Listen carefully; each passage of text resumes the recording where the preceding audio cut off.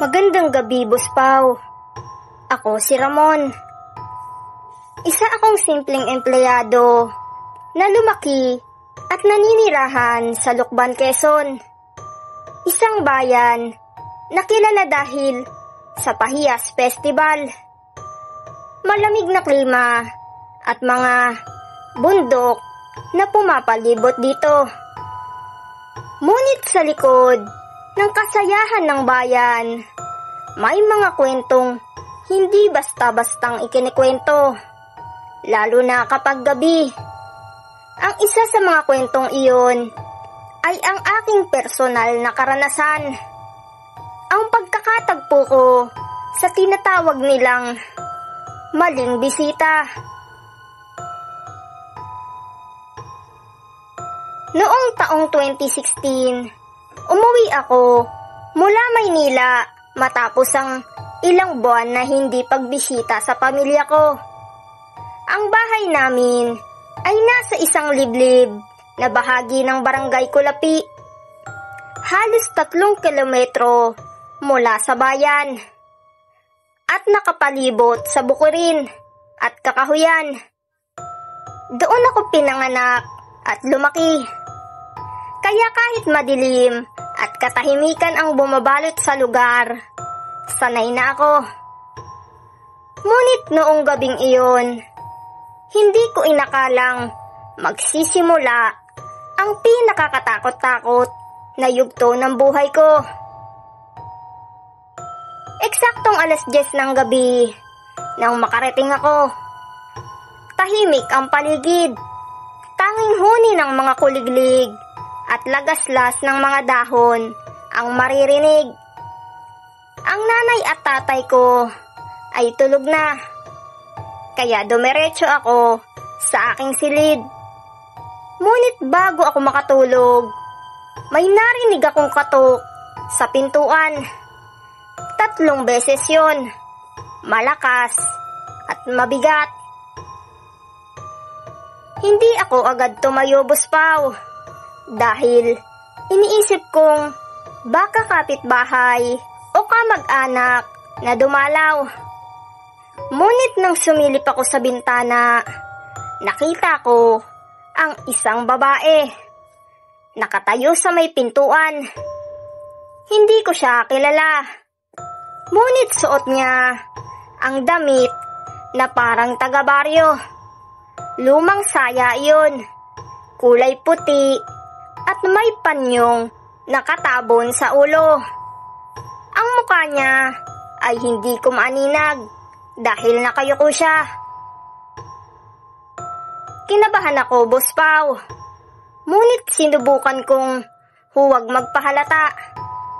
Ang mas nakapagtataka ay wala kaming kapitbahay sa malapit na ganoon ang ayos, at hindi rin uso ang dumalaw sa ganoong oras.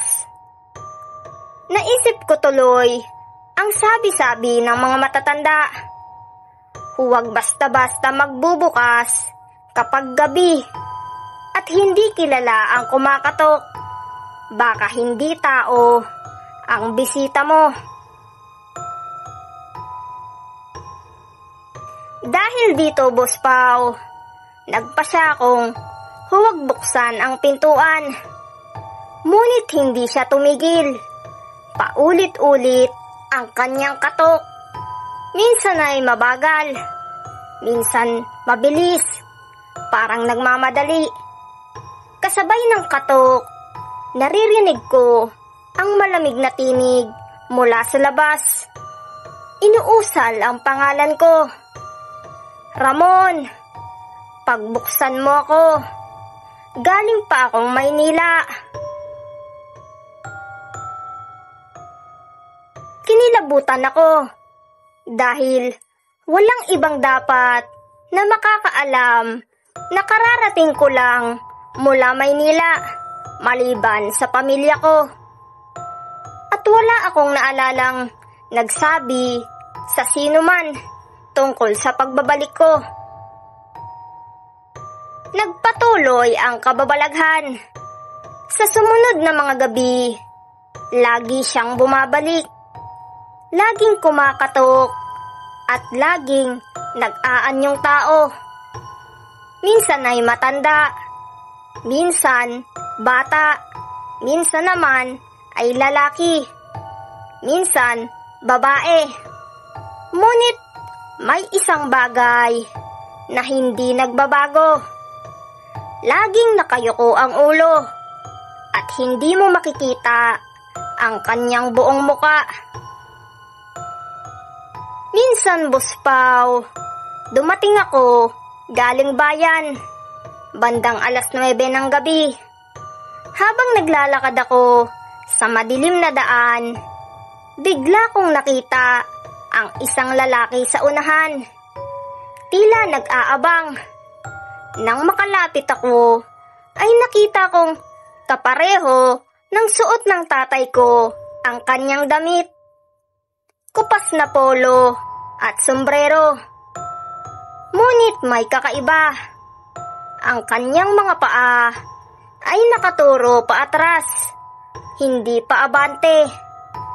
Dahan-dahan siyang lumapit at sa halip na tawagin ako, narinig ko ang isang nakapangingilabot na halakhak na parang galing sa ilalim ng lupa. Dali-dali akong tumakbo pa uwi at pagdating ko, naroon na naman siya sa pintuan. Ngayon naman ay nakadamit pari, hawak-hawak ang isang rosaryo. Ngunit kahit ganoon, hindi pa rin maaninag ang kanyang muka. Kinaumagahan, dinala ko ang kwento sa isang albularyo sa Mahayhay, Laguna. Kalapit na bayan lamang. Doon ko nalaman na ang nilalang na iyon ay tinatawag nilang maling bisita. Isang engkanto o masamang espiritu na nag-aanyong tao upang makapasok sa bahay. Ang tanging depensa laban dito ay ang huwag kailanman pagbuksan ng pinto. Kahit ano pa ang anyo o kahit gaano siya kakilala. Sapagkat oras na makapasok siya, hindi na siya lalabas nang walang kapalit.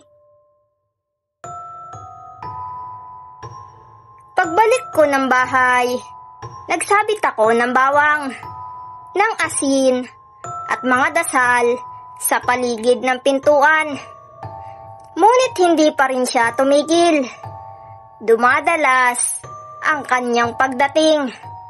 At minsan ay sabay-sabay pa ang mga katok sa lahat ng pinto at bintana ng bahay namin. Para bang gusto niyang iparamdam na wala kaming ligtas na lugar. Sa huling gabi ng kanyang pagdalaw, bigla akong nagising bandang 3:00 ng madaling araw. Tahimik ang paligid. Ngunit mula sa kwarto ko, kita ko sa bintana ang kanyang anyo. Nakadikit ang kanyang muka. Ngayon ay lantad na lantad sa akin. Maputla yun, Buspaw. Walang mata. At nakangiti ng ubod ng lawak. Tila naghihintay ng sagot. At sa wakas, narinig ko muli ang kanyang tinig. Malamig at mabagal. Hindi mo ako pagbubuksan. Hindi ka makakatakas. Hanggang sa huli, ako ang magiging bisita mo. Mula noon, Buspaw, lumipat na kami ng pamilya sa mismong bayan ng Lokban. Ngunit kahit ngayon, sa Maynila na ako nagtatrabaho, minsan ay naririnig ko pa rin ang katok sa kalagitnaan ng gabi. At sa tuwing iyon ay mangyayari, nananatili akong nakapikit, nananalangin, at pilit na huwag titingin sa bintana. Dahil baka naroon pa rin ang maling bisita.